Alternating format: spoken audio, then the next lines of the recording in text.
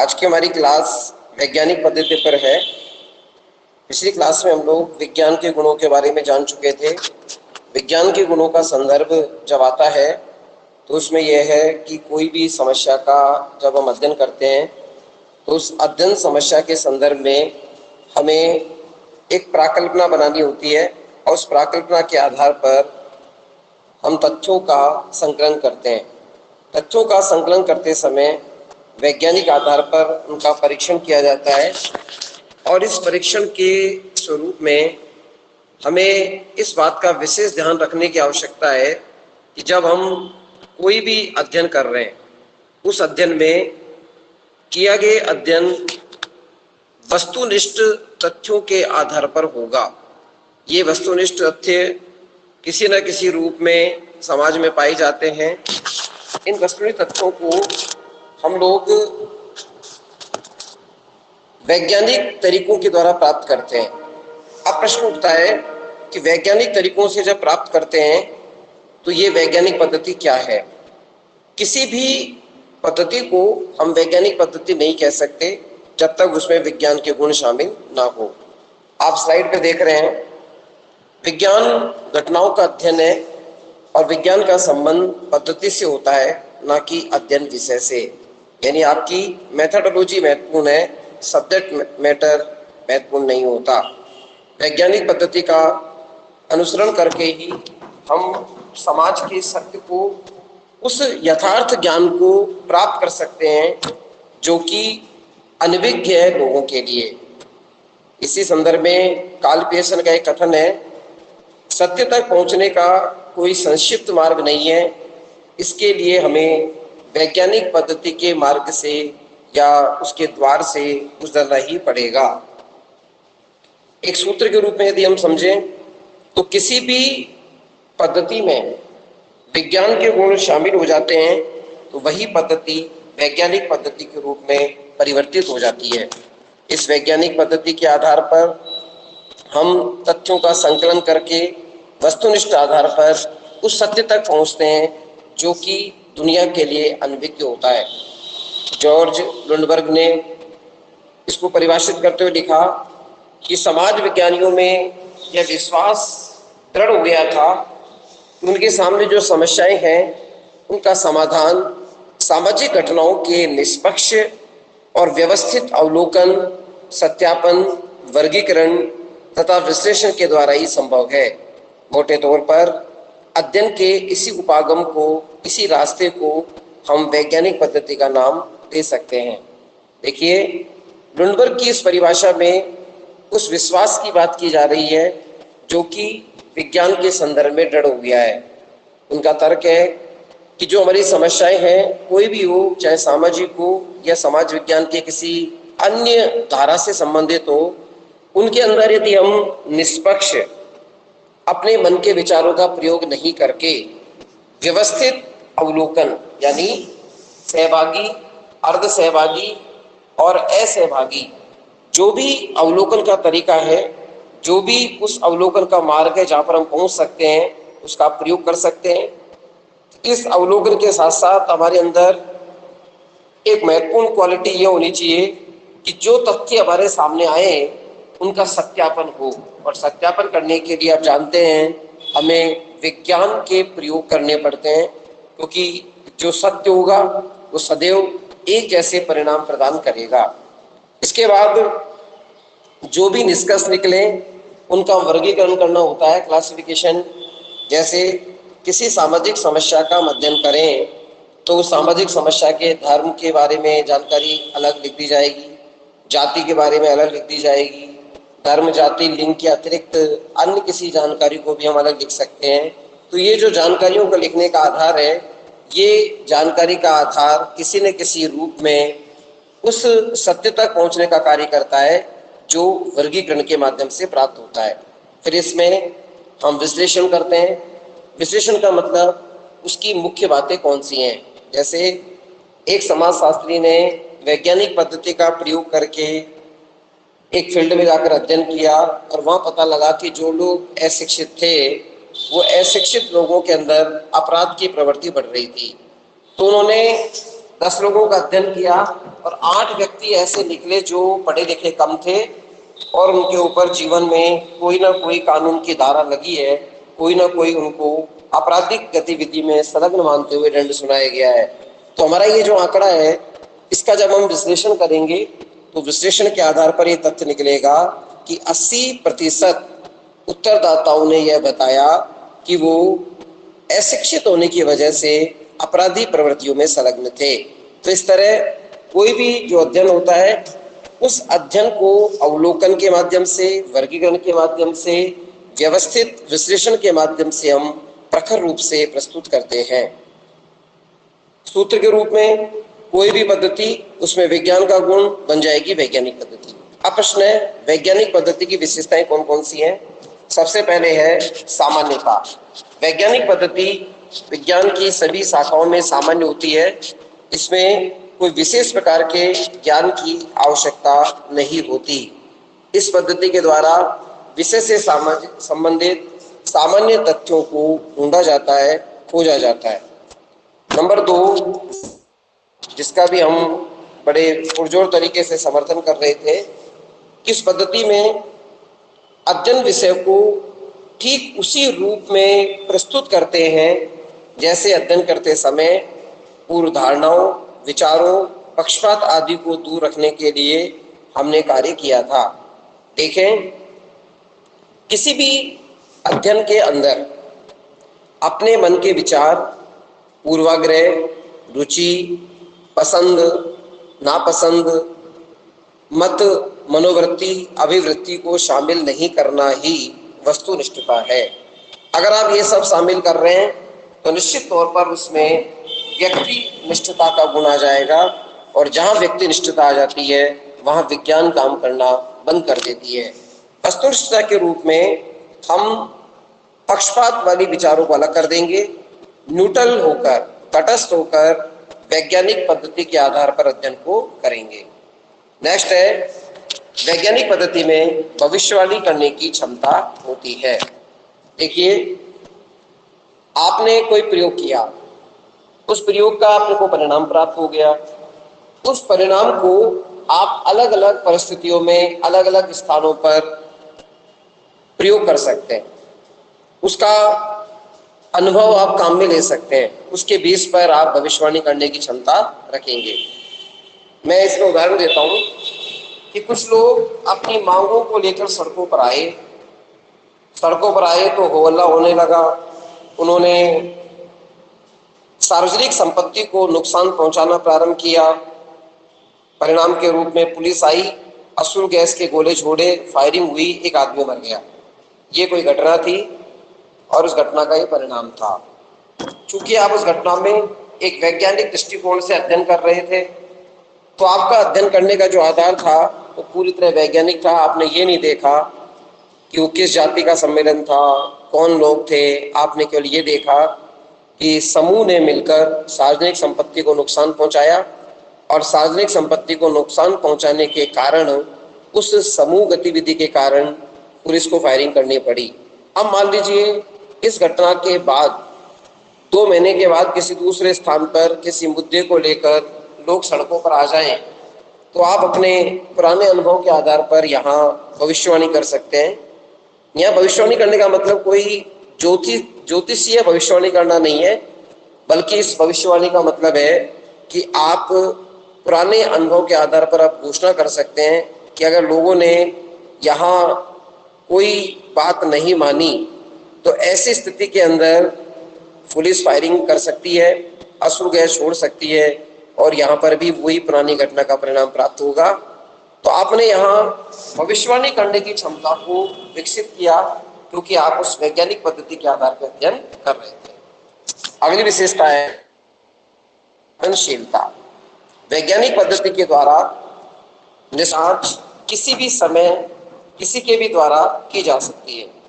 इस पद्धति के द्वारा जब हम निष्कर्षों की जांच करते हैं तो वैज्ञानिक पद्धति हमें हेल्प करती है कि हम उन तथ्यों के बारे में पता करें, कहीं वो तथ्य काल्पनिक तो नहीं है, इन तथ्यों के माध्यम से कोई असुविधा तो उत्पन्न नहीं हो रही है, क्या ये तथ्य किसी अन्य स्वरूप के अंदर लोगों की जन भावनाओं को प्रभावित तो नहीं कर रहे हैं, इस आधार पर इसका सत्यापनशीलता का गुण देखा जाता है।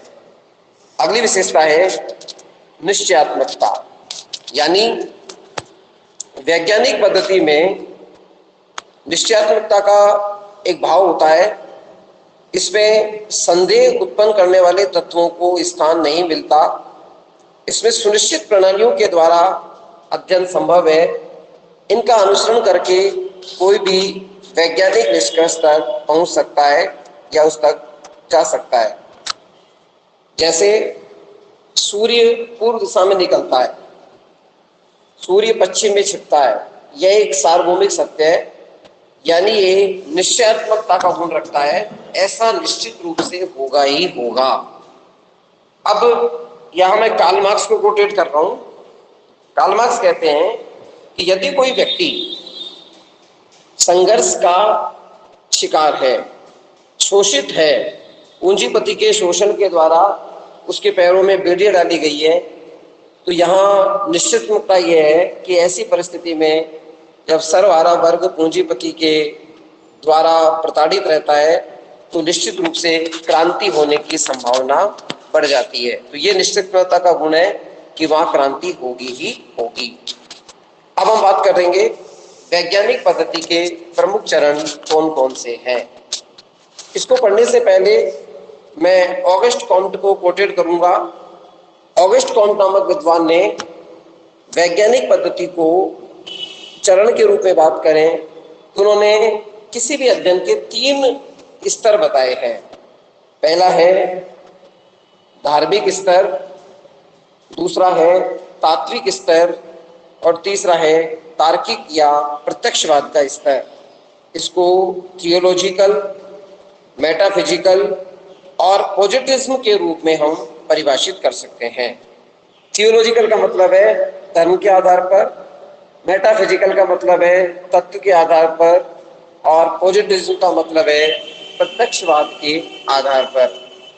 ठीक इस प्रकार अन्य विद्वानों ने विशेष करके गुडेवट, C.A. मोजर, जाहूदा, सेल्चिज ने मिलकर वैज्ञानिक पद्धति के कुछ चरण बताए। सबसे पहले अध्ययनकर्ता को विषय का चुनाव करना पड़ता है। पहला चरण है ये विषय के चुनाव का मतलब है आप किस अध्ययन समस्या का अध्ययन करने वाले हैं, वो अध्ययन समस्या का चयन आप कर लीजिए। आप अपनी पसंद के अनुसार, आप अपने सहज अध्ययन करने की क्षमता के आधार पर विषय का चुनाव कर सकते हैं। जैसे मान लीजिए किसी स्टूडेंट के पिताजी पुलिस विभाग में हैं, तो उसके लिए बड़ा सहज होगा अपने पापा से बात करना, अपने पापा के मित्रों से बात करना कि पुलिस अपराधी को कैसे पकड़ती है। अगर वो क्राइम से संबंधित कोई अध्ययन करे तो उसका विषय चयन हो सकता है। अगर किसी विद्यार्थी की माताजी आंगनबाड़ी की सदस्य हैं तो वो बेहतर तरीके से आंगनबाड़ी के बारे में समझ सकती है। वो अपनी माताजी की सहायता से महिलाओं का, बच्चों का अध्ययन करने में सहज है, तो अपनी पसंद, रुचि, क्षमता, अनिवार्यता और उपलब्धता के आधार पर विषय का चयन होता है। आपने विषय का चयन कर लिया, फिर दूसरा चरण आपके लिए महत्वपूर्ण है अध्ययन के साधनों तथा पद्धतियों का चयन, कि आप उस अध्ययन को करने के लिए किस पद्धति का प्रयोग करेंगे। आप प्रश्नावली विधि काम में लेंगे, साक्षात्कार लेंगे, अनुसूची लेंगे, ये आपको निश्चित करना होगा। क्योंकि विषय का चुनाव जब तक आप नहीं कर लेते हैं उसके बाद बहुत बड़ी चुनौती यही है कि आपकी अध्ययन पद्धति भी सही हो। अब सेंसिटिव मुद्दों का मामला हो तो वह ऑब्जर्वेशन बढ़िया रहता है, पढ़े लिखे लोग हों तो प्रश्नावली विधि बढ़िया रहती है, अगर कम पढ़े लिखे लोग हैं तो अनुसूची विधि बढ़िया रहती है। अगर कोई व्यक्ति व्यस्त है, कोई धनाढ्य वर्ग से संबंध रखता है, इलीट ग्रुप से संबंध रखता है, तो उसका अपॉइंटमेंट लेकर इंटरव्यू लेना सही रहता है। अगर व्यक्ति उपस्थिति नहीं है, दुनिया में नहीं है, तो जब वो था उसके दिए गए भाषण, रिकॉर्डिंग, समाचार पत्रों में छपी खबरें, ये यहाँ पर काम की वस्तु बन सकती है। तो अंतर वस्तु विश्लेषण, कंटेंट एनालिसिस का उपयोग कर सकते हैं। क्षेत्र विशेष के बारे में संपूर्ण अध्ययन करने की दृष्टि से एकल अध्ययन पद्धति का प्रयोग कर सकते हैं। तो ये जो भी पद्धतियां हैं ये वैज्ञानिक पद्धति में चरण के रूप में आती हैं। इसके बाद समंक स्रोतों का अनुमान। आपको कौन से स्रोत काम में लेने हैं, प्राइमरी लेने हैं, सेकेंडरी लेने हैं, टर्सरी लेने हैं, इनके बारे में चयन कीजिए। प्राइमरी का मतलब कोई भी अध्ययन पहली बार खुद आप स्वयं फील्ड में जाकर अध्ययन कर रहे हैं, प्राइमरी। किसी और ने अध्ययन किया, किसी और ने पुस्तक लिखी, आप उस सामग्री का लाइब्रेरी में जाकर उपयोग कर रहे हैं, आप उस सामग्री के माध्यम से कोई निष्कर्ष निकाल रहे हैं, तो ये सेकेंडरी हो गया। और चरणबद्ध आधार पर जब बहुत से लोग कोई आंकड़े इकट्ठा करें तो उसे हम तृतीयक तथ्य कहते हैं, जैसे जनगणना के आंकड़े, आबकारी नीति के आंकड़े, और भी आबकारी नीति कहते हैं जो सरकार की फैमिली प्लानिंग डिपार्टमेंट जो योजनाएं बनाता है उसके आंकड़े। उसमें बहुत से लोगों का योगदान होता है और बहुत सारे लोग मिलकर वहां पर कोई तथ्य ला रहे हैं, आप उन तथ्यों का प्रयोग कर सकते हैं। चौथे चरण के रूप में पूर्व अध्ययन और पूर्व परीक्षण, इसको पायलट भी कहते हैं, पायलट प्रोजेक्ट रिसर्च। देखिए, किसी स्थान पर 2000 लोग हैं, आपने कोई टेक्निक चुन ली, टेक्निक का तरीका चुन लिया। अगर आप उस पर पूरा पैसा खर्च कर दें और टेक्निक में मान लीजिए कोई कमी हो, तो ऐसी स्थिति में वो कमी होने के आधार पर वो टेक्निक में पैसा खर्च होगा। इसका तरीका क्या है?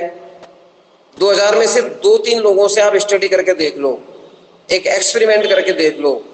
पहले से ही जो भी समस्या आने वाली होगी उसका आपको पहले से पता लग जाएगा और आप उस समस्या का निदान करके आगे अपनी रणनीति बना सकते हैं। तो पहले से ही परीक्षण करके, अध्ययन करके, अध्ययन के बारे में अनुमान लगाया जाता है, ये इस चरण में आता है। उसके बाद समय और व्यय का अनुमान, कितना टाइम लगेगा, कितना पैसा खर्च होगा, इसके बारे में हमें पूरा पता होना चाहिए, उसके बारे में पूरा अंदाजा लगाया जाता है। ये पूरी पेपर में लिखना इस चरण का हिस्सा है। अब आपके पास सब्जेक्ट है, टेक्निक्स कौन से काम में लोगे वो है, आपने पूर्व में अध्ययन भी कर रखा है, आपके पास टाइम और पैसे का भी अनुमान हो गया।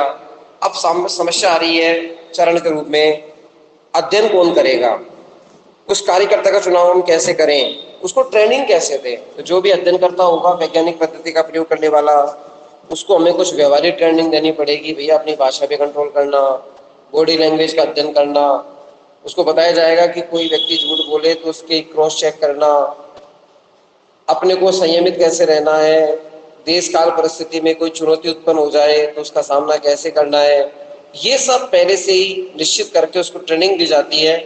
इसको बोलते हैं कार्यकर्ताओं का चुनाव और प्रशिक्षण। इसके बाद तथ्यों का संकलन, फील्ड में जाकर हमें डेटा कलेक्ट करना होता है। ये संकलन हम इस आधार पे कर सकते हैं कि अध्ययनकर्ता विषय से संबंधित तथ्यों की जानकारी प्राप्त करे, उत्तरदाता यदि कुछ अनावश्यक जानकारी उसे प्रदान करने का प्रयास कर रहा है उसको ध्यान ना दे, और जो भी सूचनाएं उसे मिल रही है उनको क्रमबद्ध तरीके से प्राप्त करता हुआ वो संकलित कर ले, उनको किसी पेपर में उतार ले। ये जो सामग्री होती है कच्चे माल की तरह है, अभी इसका प्रोडक्शन बनना बाकी है। उस सामग्री को आप क्लासिफाइड करेंगे, जैसे धर्म के संबंधी जानकारी एक कॉलम में, वर्ण जाति लिंग की एक कॉलम में, व्यक्तिगत सूचनाएं एक तरफ, समाधान एक तरफ, सुझाव एक तरफ, ऐसे अलग अलग क्लासिफाइड करके उसको वर्गीकृत कर लेंगे। उसके बाद अंतिम चरण के रूप में सामान्यीकरण, आपने किसी एक अध्ययन क्षेत्र में अध्ययन करके आंकड़े निकाले, अब आप किसी दूसरे अध्ययन क्षेत्र में जाकर, दूसरे स्थान पर जाकर उसी तथ्य की जानकारी प्राप्त करेंगे। अगर आपको समान परिणाम प्राप्त हो जाता है तो ऐसी स्थिति में ये विधि सामान्यीकरण कहलाती है। वैज्ञानिक पद्धति के चरणों का, जैसे सबसे पहले विषय का चुनाव था, इसमें विषय के चुनाव में अनुसंधान कार्य की दृष्टि से विषय का चुनना व्यवहारिक होता है। आप किस तरह के अध्ययन को करने में सक्षम है ये भी देखा जाता है। इसके अतिरिक्त आप अध्ययन की पद्धति के रूप में साक्षात्कार, अनुसूची, प्रश्नावली, निरीक्षण यानी अवलोकन और द्वितीयक सामग्री इनका प्रयोग कर सकते हैं। इसके अतिरिक्त समग्र स्रोतों का अनुमान लगाया जाता है कि आप उन तक पहुंच पाएंगे नहीं पहुंच पाएंगे, इसी का वर्णन इसमें दिया गया है। इन सब के अतिरिक्त आप पूर्व परीक्षण करेंगे, समय व्यय का अनुमान लगाएंगे, कार्यकर्ताओं को चुनाव यानी उनको सेलेक्ट करना, उनका परीक्षण करना, अपने अनुभव के आधार पर, उनमें लगनता के आधार पर उनको देखना, तथ्यों का संकलन करना, वर्गीकरण करना, ये सब इस सामग्री के अंदर आता है। इसके बाद हमने बताया सब कुछ डेटा कलेक्ट हो गया, वर्गीकरण के द्वारा तथ्यों का विश्लेषण किया गया।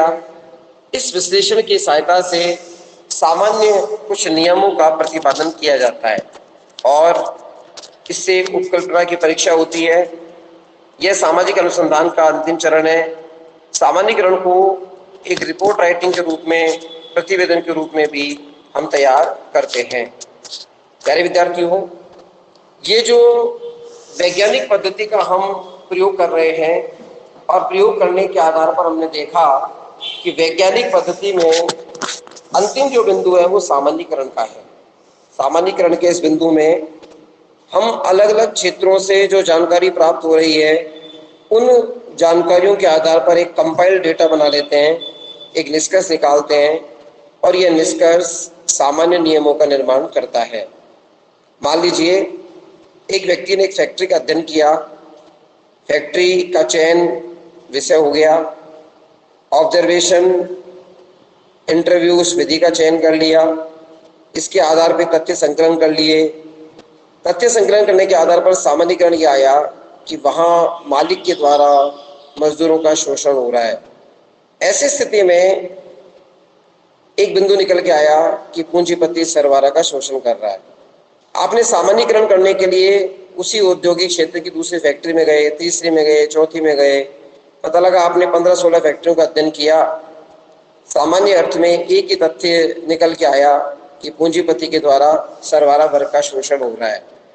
अब ये जो शोषण का आधार बन रहा है, इस आधार पर हम कह सकते हैं, एक निष्कर्ष तर्ककारी वाक्य बना सकते हैं कि जहाँ शोषण होगा वहाँ क्रांति होगी, जहाँ श्रम को बेचा जाएगा वहाँ पूंजीपति का उद्देश्य कम समय में अधिक उत्पादन करना रहेगा, चाहे वो अपने मजदूरों की मजदूरी काटे, उनको ओवरटाइम करवाए।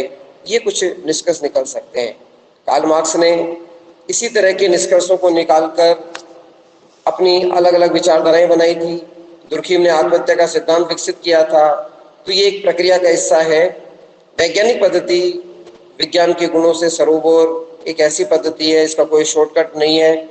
इसके माध्यम से हम न केवल सामाजिक यथार्थ तक पहुंचते हैं बल्कि अनुसंधान के लिए हमें नए आयाम प्राप्त होते हैं। आज की क्लास में मैं इतना ही पढ़ा रहा हूँ। अगली क्लास में नए बिंदु के साथ मैं पुनः उपस्थित रहूँगा। आप इसे ध्यान से पढ़ें, आपको PDF मिल जाएगी, आप उसका अध्ययन करते रहना।